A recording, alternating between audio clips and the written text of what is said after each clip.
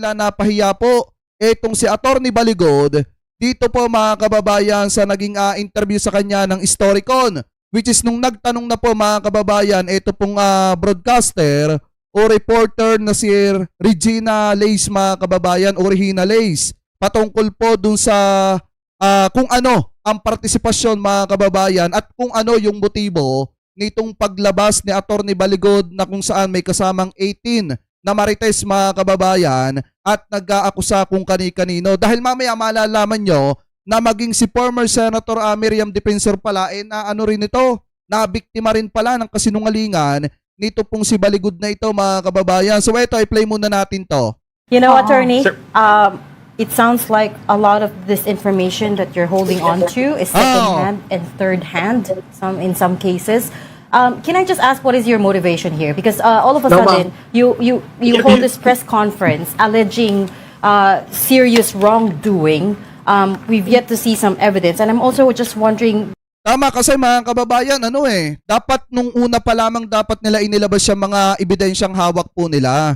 At dapat noon pa man nagsalita na yung 18 marites na yan, yung sinasabing 18 na Marines na kasamahan nitong si Gutesa. Kasi mga kababayan, kung matatandaan nyo, diba dapat nung lumabas si Gutesa, dapat kasama na po niya itong mga Marines na ito na marami ko nung nalalaman patungkol po sa pagdadala, pagdideliver ng pera sa iba't ibang mga politiko. Nakakapagtaka, halatang niluto, halatang pinagplanuhan ng mabuti mga kababayan para siraan ang presidente at para siraan ang gobyerno ni PBBM. Ngayon mga kababayan, kung matatandaan nyo rin, di ba nahuli nga, nabuki nga ni Ted Pailon, ito pong si Attorney Baligod na nagsisinungaling at inamin na siya mismo ang talagang nagdesisyon na ilagay yung pangalan ni former Senator Leila de Lima sa listahan po mga kababayan ng mga kongresista na tumanggap ng pera kahit hindi pa naman kongresista noong mga panahon na yon, si former Senator Leila de Lima. Anyway, tuloy pa natin.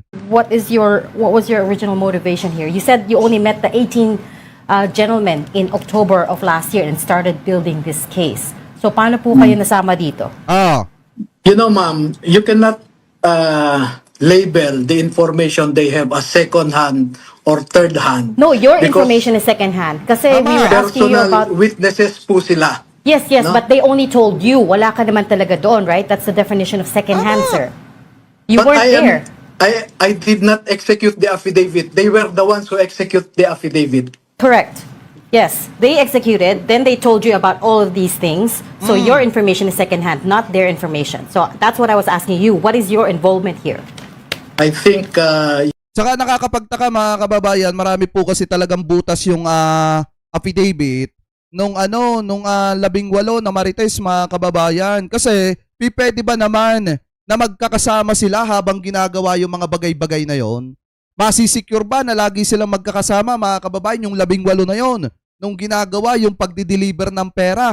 At ang isa pa dito mga kababayan, maliwanag din naman na inamin na nga ni Baligod mga kababayan na talagang siya yung nagdesisyon na ilagay mga kababayan at inamin niya na nagkamali siya nung pinagdesisyonan niya na ilagay yung pangalan ni former Senator Leila de Lima doon sa listahan ng mga tumanggap ng pera. At dito, isang patunay ito mga kababayan, katulad ng sinasabi ko nung nakaraan, na kung inamin niya na nagkamali siya dahil siya ang nagdesisyon na ilagay yung mga pangalan ng mga personalidad na tumanggap ng pera, ibig sabihin, lahat ng pwede niyang akusahan doon, malaki ang posibilidad na siya lang ang nagplano na ilagay yung mga pangalan doon. Katulad ng ginawa niya nung panahon ng PDAPSCA mga kababayan, na kung saan yung mga matitinong senador talagang idinawit niya sa pork barrel kahit hindi naman kasangkot.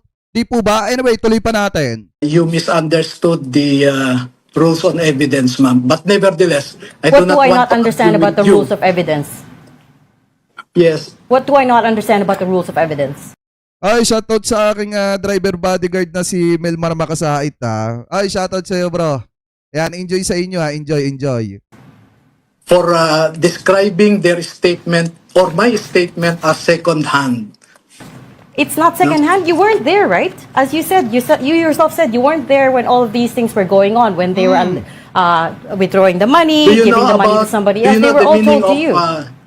Do you know the meaning of independently relevant statement? Okay, so that's what I'm also trying to get at. What is your involvement here? Bakit kayo nasama dito? Tama. You're not a prosecutor, are you a lawyer for some of these Marines? Alam nyo, ma'am, bilang isang Pilipino, meron akong obligasyon na mahanap natin ang katotohanan at katarungan dito sa pagnanakaw ng Sir, pera sir. sa kabad ng bayan. Oh, you don't have to tell me Okay, that. you asked We about also my trying to get to the bottom of motivation. things. Hindi kasi niya mga kababayan sinagot yung tanong nung reporter. Ang tanong nung reporter kung siya ba ay abogado nung 18 na Marines mga kababayan na nagsiwalat na nagdi-deliver sila ng pera.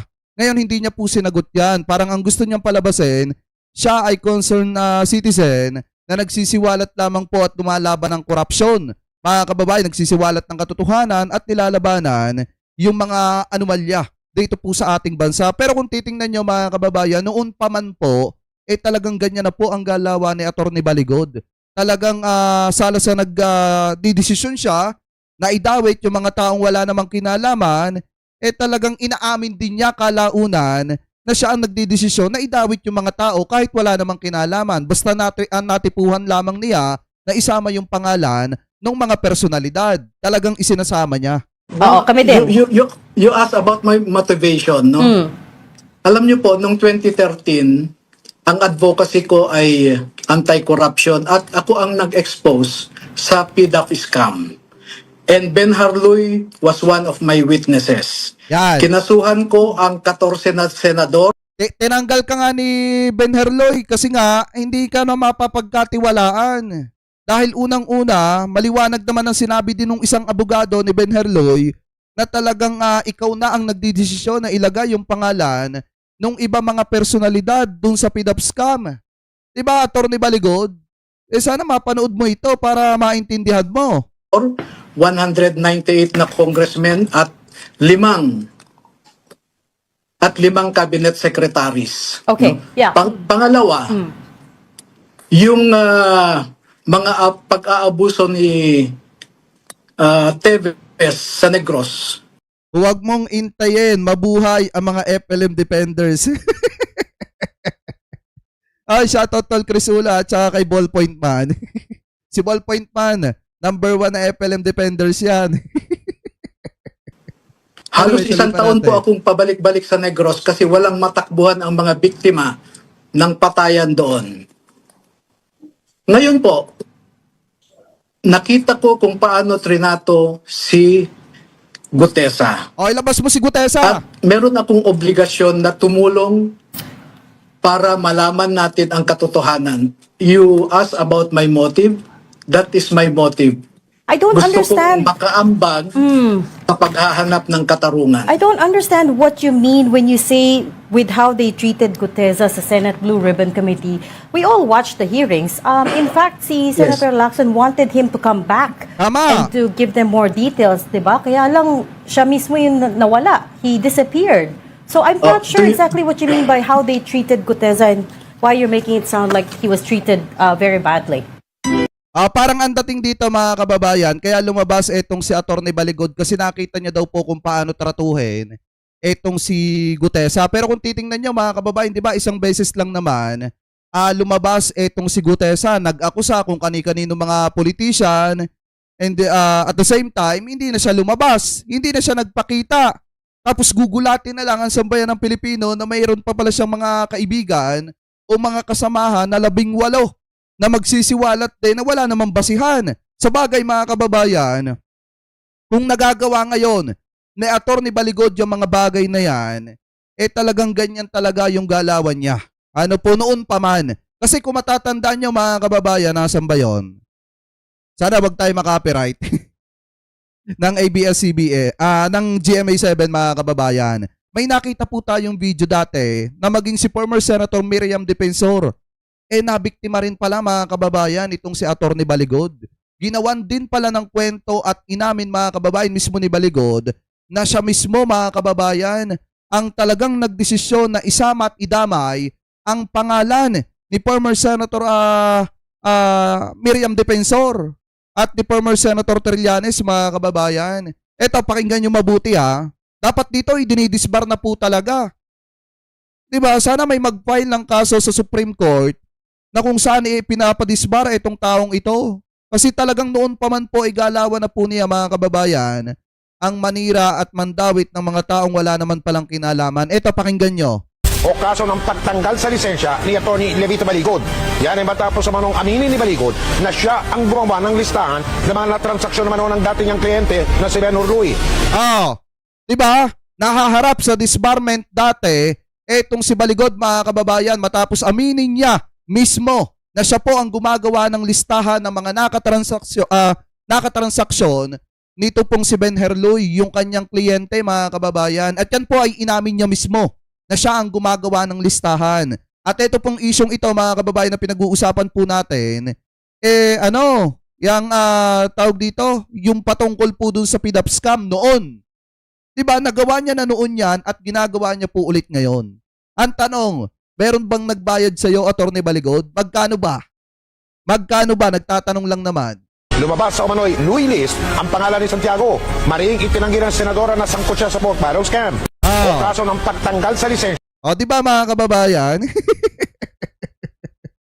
Dati pang galawan ni Baligod ang manira at gumawa ng listahan, ilagay yung mga pangalan ng mga taong gusto niya pong ilagay. Noon, idinawit niya mga kababayan si former Senator Miriam Defensor. At ngayon, idinadawit niya si former Senator Laila de Lima at si former Senator Trillanes mga kababayan.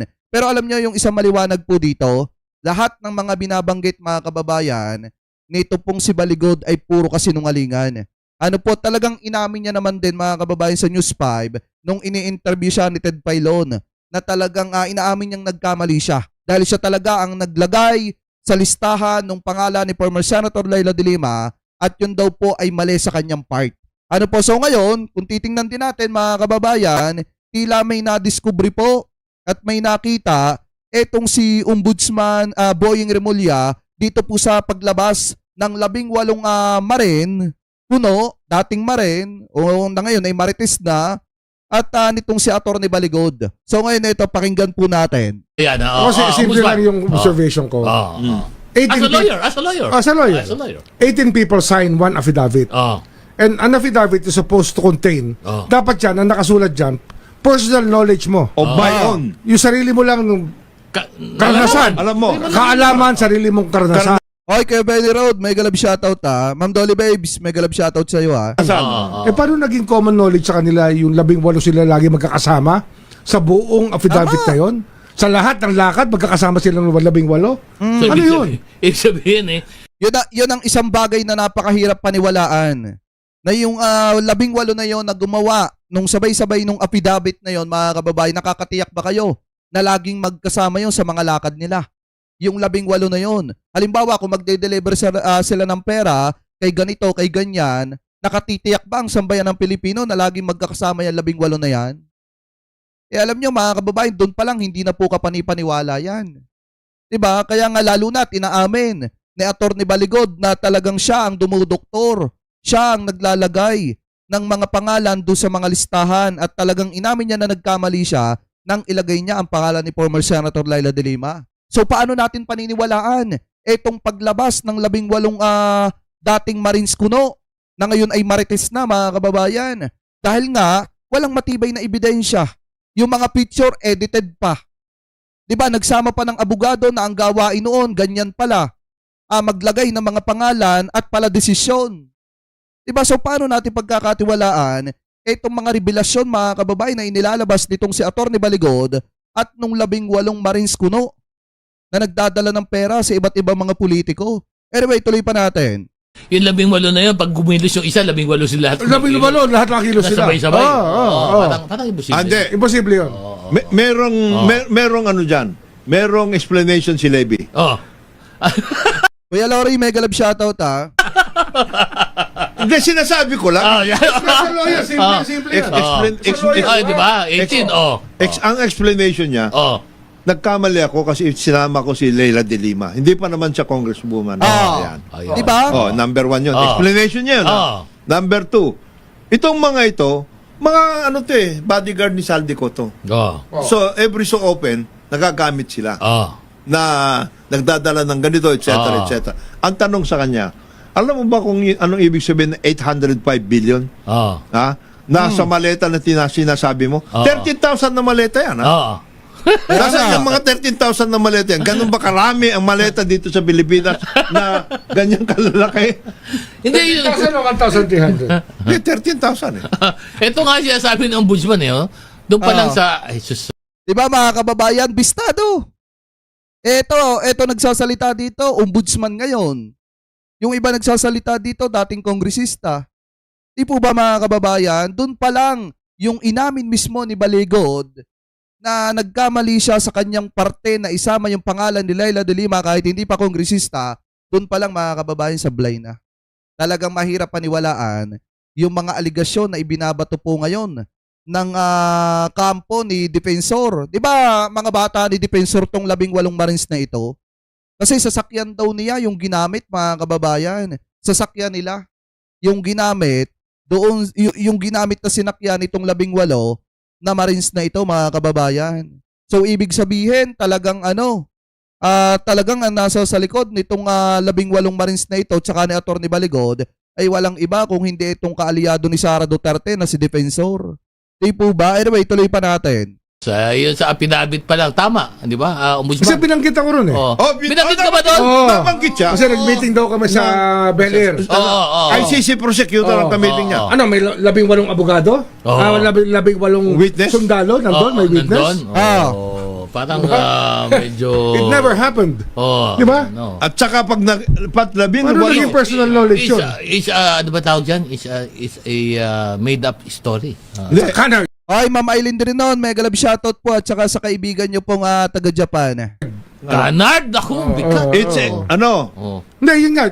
Gusto ko, tumistigo yung 18 sa Senado. Sige, Yes. tumistigo. Yan, Oh. yan ang maganda. May affidavit daw pinirmahan, may pinadala na affidavit. Totoo ba? Di ba po meron mga sila 18 eh, di ba? Pero may affidavit nga. Tapos may binigay nga Nagsubmit na sila sa affidavit. Office of the Ombudsman eh. So, Ito mga kababayan. Sana imbestigahan ito sa Senate Blue Ribbon Committee. Sana ipatawag itong 18 ito at gisahin doon. Kasi mga kababayan, ito, pupusta ko. Mapapatulad lang kay Gutesa ito na isang beses lang a-attend. Maniwala kayo sa akin mga kababayan.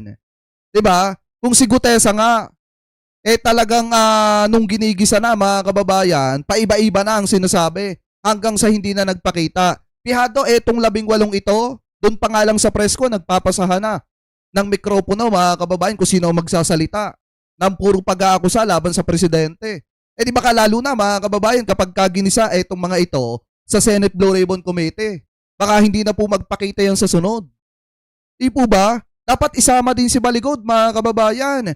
Kasi mismong siya yung tumayo doon at nagpakita ng mga edited mga kababayan ng mga picture. Dapat ipatawag po yan sa Senate Blue Ribbon Committee para nang sa ganun makita naman ng taong bayan kung paano mapahiya yung mga dating Marines kuno na mga yan na ngayon ay puro marites kasi puro kasinungalingan ang sinasabi. Halatado naman na talagang may nagkukumpas. Saan ka ba naman nagkatala? Tatanungin ka on the spot ng mga reporter, ng mga media, pero ipapasa mo yung mikropono sa kasamahan mo. Di ba dapat 18 kayong magkakasama na gumawa ng affidavit? Dapat alam nyo bawat isa yan. Kung anong sasabihin nyo, kung sakaling i-ambush interview kayo ng media, bakit nagpapasahan ng mikropono? Kasi nga, mga kababayan, nagsisinungaling. Hindi alam kung ano isasagot at sasabihin sa media kapag tinanong sila. Kaya kung mapapansin nyo, pag ginigisa ng mga media, tinatanong doon sa press con, nagpapasahan ng mikropono kasi hindi alam may isasagot. Kasi binitbit lang, kinuha lang niya ang mga yan kung saan, binitbit doon sa press con at pinagsalita ng kung ano-ano doon. Anyway, mga kababayan, tuloy pa natin ito pong usapan natin ito kasi maliwanag daw mga kababayan na yung 18 Marine na yan ay pinondohan daw ng Duterte Camp mga kababayan. Kasi sabi po dito ni former Senator Trillanes, Duterte Camp nasa likod ng presscon ng 18 ex-Marine para isabotahe ang ICC proceedings mga kababayan. So ito ay play po natin mga kababayan. Pinondohan umano ng kampo ng mga Duterte ang paglabas ng 18 alleged ex-Marines na nagpakilalang bagman ni resigned Congressman Zaldico. Ayon yan kay dating Senador Antonio Trillanes. Hamon naman ang abogado ng 18 individual ilabas ang ebidensya ng mga nag-aakusa. Narito ang Agenda Weekend Report ni Joash Malimban. Duterte Camp umano ang nagpondo ng presko ng mga umano'y ex-Marines na nagpakilalang mga bagman ni resigned ako Bicol Party List Representative Zaldico. Ayon yan kay former Senator Antonio Trillanes IV. Sa isang panayam sa On Point ng Billionaire News Channel, sinabi ni Trillanes na layo ng Duterte Camp na isabotahe ang International Criminal Court proceedings. Yan, sabi nga ni Kuya Lore S. Del Rosario, at yung isyo ng mga maleta sa grahe, buko na dinoktor. Kaya nga po di ba nakalagay naman doon yung mga gamit na pangkalas ng sasakyan, yung mga tools. Pero inalis nila yung mga gamit na yun. Kasi madali lang gawin sa ChatGPT yan, mga kababayan. Tapos nilagyan ng mali-maleta. Kaya aniya isinakto ang preskon sa upcoming EDSA People Power Anniversary. Biruin nyo, Tuesday, habang nangyayari itong proceeding sa The Hague. And to think na itong issues naman nila ito, na mga mali-maleta na ito, last year pa ito, mga third quarter last year, in fact, tama, mga ganung panahon, August, September, sana doon sila lumabas nung panahon nung lumabas si Gutesa kung talaga matatapang sila. Di ba? That was the best time to go out into the open and declare. Pero even nung mga panahon na yon, wala namang ugong-ugong, walang rumor, ni walang word about anything going to the ICC, no? Going to me or to the ICC or both, kung ano man. Tapos ngayon sila naglabas ng ganyan. Naniniwala rin daw si Trillanes na kabilang sa motibo ng grupo at nang nasa likod nito na tanggalin si Pangulong Bongbong Marcos sa Yun talaga, mga kababayan, yung pinaka main na motibo ng mga ito, ang i-destabilize ang gobyerno ni PBBM. Ito po ay parte ng destabilization, mga kababayan, kasi kita nyo akala siguro ng mga didisit na bobo, talagang pagkatapos nung confirmation of charges ni dating Pangulong Duterte, akala kasi nila makakalabas na itong si Digong. Pero kita nyo, mga kababayan, 60 days pa yung hihintayin ng mga didisit, mga kababayan, bago nila malaman kung ano yung resulta ng confirmation of charges ni dating Pangulong Duterte, kung magpuproceed ba to trial or ibabasura yung ebidensya, mga kababayan, dahil walang substance. Yun lang naman yung pwedeng kahantungan yan. Pero kita nyo, maghihintay pa sila ng almost 2 months, mga kababayan. pagkapangulo at palitan ni Vice President Sara Duterte. Nakikita mo na nag-agitate sila. They were hoping magti-trigger ito ng some kind of public outrage na matatimingan doon sa mag-rally ng EDSA. Kaso hindi nila na-attain yun kasi hindi naman ito pinansin kasi questionable nga yung credibility. Sa isang panayam, inamin ni Attorney Levy Baligod, ang abogadong nagsulat ng affidavit ng 18 alleged ex-Marines na error on his part ang pagsama sa pangalan ni ML Party List Representative Laila de Lima. Di ba, mga kababayan, kapag ikaw ay abogado tapos umamin ka na ganyan na error o pagkakamali mo, yung pagkakasama mo sa pangalan ni former Senator Laila de Lima, di ba, doon pa lang sira na yung ebidensyang hawak mo kung meron man. Kasi unang-una, inamin mo na nagkamali ka Kung nagkamali ka sa isang pangalan ng tao na naando dun sa list mo, malaki ang posibilidad na may mga idinagdag ka pa dyan ng mga pangalan na wala naman talagang kinalaman sa pagtanggap ng pera. Diba, mga kababayan, sira na ang investigasyon mo. Sira na ang ebidensya mo kung nagkamali ka una pa lang. Di po ba? Anyway, tuloy pa natin.